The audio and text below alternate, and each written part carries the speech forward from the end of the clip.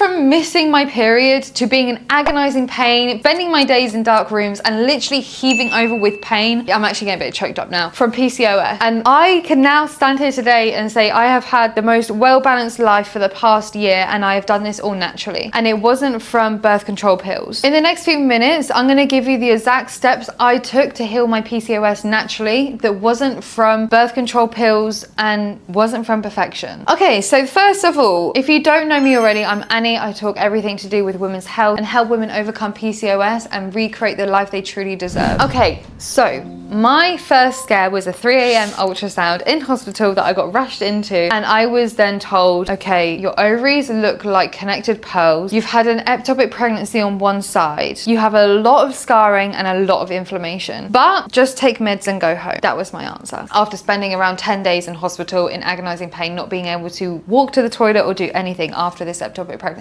Something that's very vulnerable that I'm also going to share is when I knew in my body and my intuition that I had an ectopic pregnancy and I didn't even know I was pregnant, I then got dismissed, saying some women do find that actually they think they're pregnant and they're not. And I actually had all the evidence that came out the other side of like being like, okay, well, this is the evidence. So how are we going to move forward? I literally just got dismissed with morphine. And at that point, I knew that there was something bigger I could do in the world that was helping women, but I had to heal myself first. So the root of this was I knew there was something in me of a root cause that I could address that could help regain my life back and heal my body naturally. And truth be told, within the first 3 weeks, I took particular steps I'm going to share with you today that re-energized my body. Actually, I got my period back within 6 weeks. Do you know what? I'll never forget. I was bench pressing, squatting, whatever in the gym, doing all my strength training sessions. And I remember literally being in pain and heaving over in between sets because I thought, this is just being a woman. This is just how it is. I actually remember thinking that. And this choice changed my life. It cost $0 at the time. It was a radical shift from standard care. And actually, it took just one mindset pivot for me. So here is the first thing I changed. I used to do endless cardio and strength training. To be honest, I used to do around 3 hours a day at the time, 5 days a week. And this was not good for my soul, nor was it good for my body. So what I did straight after was actually, first of all, recover. But second of all, do cycle syncing training, meaning on my follicular phase, I was doing my strength training, pushing those reps, really getting the most out of my workout. And then I was pulling back in my luteal phase. This was after my ovulation. I purposely, on my ovulation day, did not train at all, especially around the days either side. I would not do any hip thrusts, put any weight on my hips or my uterus area because it caused more inflammation, as well as my bleeding phase. I would pull back in my bleeding phase completely. I would focus on yoga. I actually wouldn't go to the gym for about 3-4 days. And if I did go, because I couldn't fit it in any other day, I would make sure I wouldn't put anything around my hip area or my uterus area because it's just not good for us. Okay, next, I'll show you the exact sets and reps I followed. I took from a counting in control nutrition to a nurturing nutrition. I was so used to getting every single calorie and macro in for the day and making sure on my leg days I was having more carbohydrates into the system, 35% on each side of my pre-workout, post-workout. My nutrition was on point. But what I did not recognize is that I was in so much control that I wasn't allowing myself to be nurtured through nutrition. So what I did was to keep myself in a place of safety in my nervous system, but to try something new that was a challenge in my nutrition. So moving from all this control to a nurturing nutrition of intuitive. And what this looked like for me personally was just small steps at a time, literally just following what my body was calling within reason. So this does not mean doing the all or nothing approach, but this actually means coming into my body and going, okay, I know how much moderation I need, but what do I actually feel my body is asking for? And what I naturally found is my follicular phase, I was naturally more drawn to carbohydrate. It was really energizing me. But then my luteal phase, I was actually more drawn back. So I was able to still have my protein intake throughout the day. That was a non-negotiable. But what I was doing was having my